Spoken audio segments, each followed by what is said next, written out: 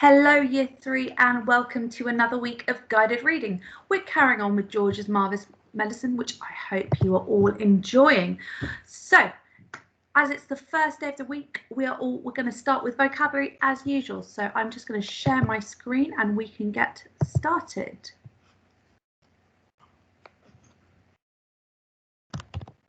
Perfect.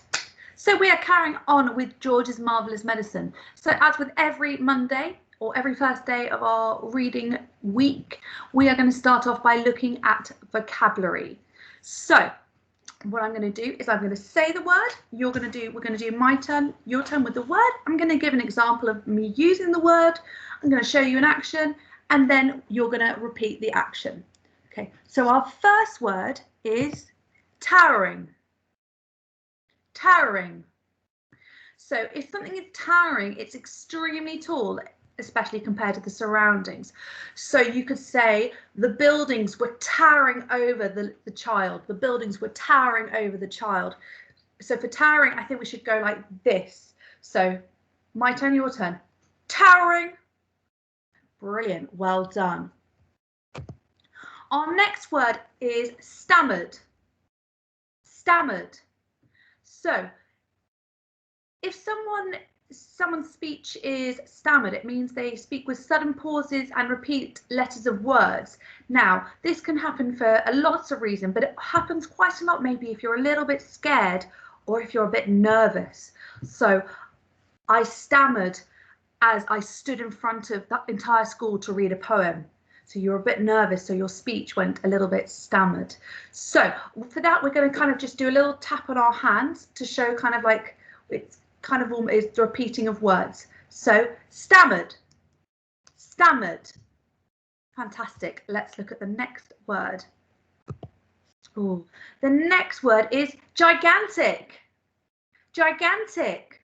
So if something is gigantic, it's huge or enormous. So it's another synonym for huge, enormous, ginormous. So the word is gigantic. So I could say, for example, here, this is a picture of a gigantic ship.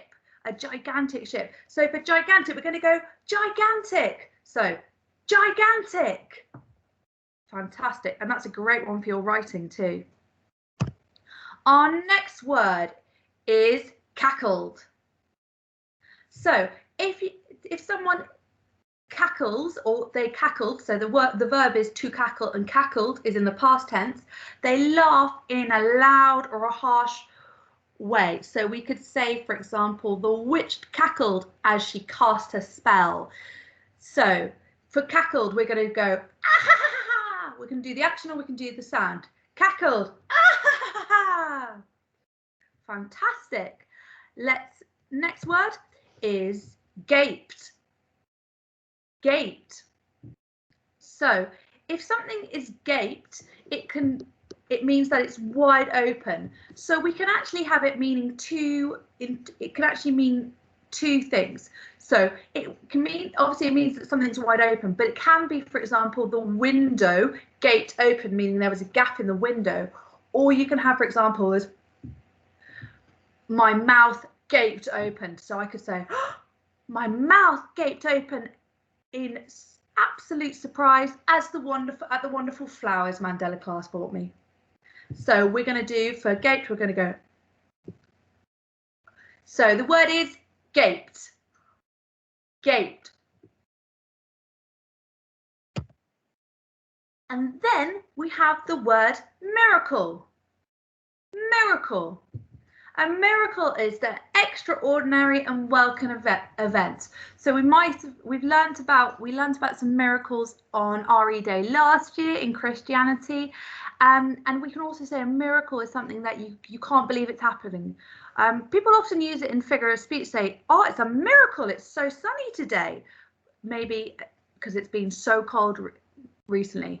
So I could say, it's a miracle, it didn't rain over the weekend, which meant, for example, it was fantastic and it was welcome it didn't rain over the weekend, so we could all go outside and have fun. So we're gonna go for miracle, we're gonna go miracle. Miracle. Fantastic. So we are going to carry on now with our reading of the text. Now we are at the chapter called The Pig, the Bullocks, the Sheep, the Pony and the Nanny Goat. So you might have your own copy. That's fantastic. So you might have your own copy of the book. That's fantastic. So you can find this chapter. You may just be following on screen, or you may have printed out the text. Wherever you're at, make sure you have your reading fingers ready and that you're ready. Remember, when you spot one of our key words, I want you to say the key word at the screen. So pay attention, because I might get you to read some of it as I'm reading along. So, the pig, the bullocks, the sheep, the pony, and the nanny goat. At that moment, George's mother came back from shopping in the village. She drove her car into the yard and got out. She was carrying a bottle of milk in one hand and a bag of groceries in the other. The first thing she saw was the gigantic brown hen towering over little George. She dropped the bottle of milk. Then Grandma started shouting at her from the rooftop.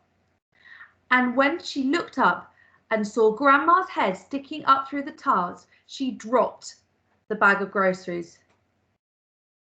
"How about that, eh, Mary?" Grandma shouted. "I bet you've never seen his head as big as that. That's George's giant hen, that is." But, stammered George's mother. "It's George's magic medicine," Grandma shouted. "We've both of us had it, the hen and I." "But how in the world did you get up on the roof?" cried the mother. "I didn't," cackled the old woman. My feet are still standing on the floor in the living room." This was all too much for George's mother to understand. She just goggled and gaped. So goggled is another word of kind of looking in like shock. It means your eyes would be really wide. She looked as though she was going to faint. A second later, George's father appeared. His name was Mr. Killiecrankie. Mr. Cranky was a small man with bandy legs and a huge head. So bandy means very thin. So bandy legs, someone with bandy legs means they've got thin legs and a huge head. He was a kind father to George, but he was not an easy person to live with, because even the smallest things got him all worked up and excited. The hen standing in the yard was certainly not a small thing. And when Mr. Cranky saw it, he started jumping about as though something was burning his feet. "Great heavens!" he cried, waving his arms. "What's this? What's happened? Where did it come from? It's a giant hen. Who did it?" "I did," George said. "Look at me!" Grandma shouted from the rooftop. "Never mind about the hen. What about me?" Mr. Cranky looked up and saw Grandma. "Shut up, Grandma," he said. It didn't seem to surprise him that the old girl was sticking up through the roof. It was the hen that excited him. He had never seen anything like that. But then, who had? "It's fantastic!" Mr. Cranky shouted, dancing round and round. "It's colossal! It's gigantic! It's tremendous! It's a miracle!"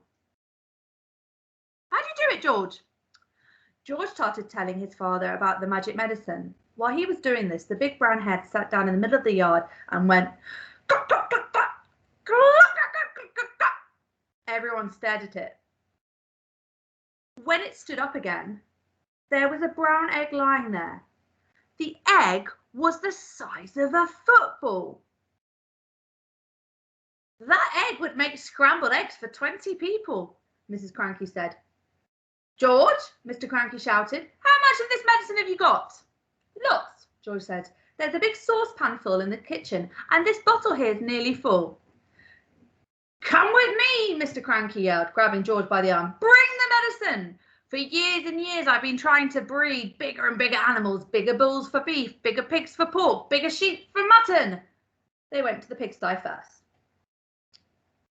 George gave a spoonful of medicine to the pig. The pig blew smoke from its nose and jumped about all over the place. Then it grew and grew.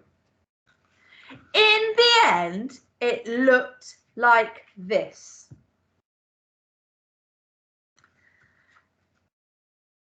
They went to the herd of fine black bullocks that Mr. Cranky was trying to fatten for the market. George gave each of them some medicine, and this is what happened. See, this is George and Mr. Cranky, and these are the signs of the cows, rather enormous.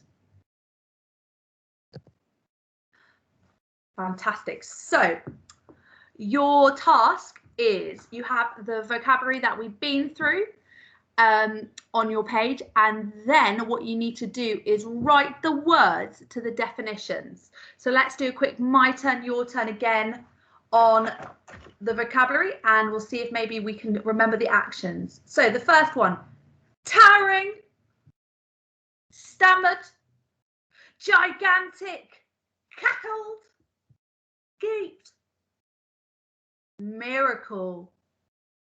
Fantastic. So you need to put those words and match them with the definition, and then you choose one of the words and write them in a sentence below. If you'd like to do another sentence, that's absolutely no problem.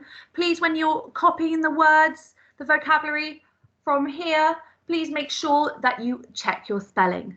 Fantastic. Looking forward to seeing these words, this work uploaded onto Seesaw, and hopefully we'll see some of these fantastic words entering your vocabulary and seeing them in your writing very soon. Have a fantastic day, Year 3, and see you all very soon.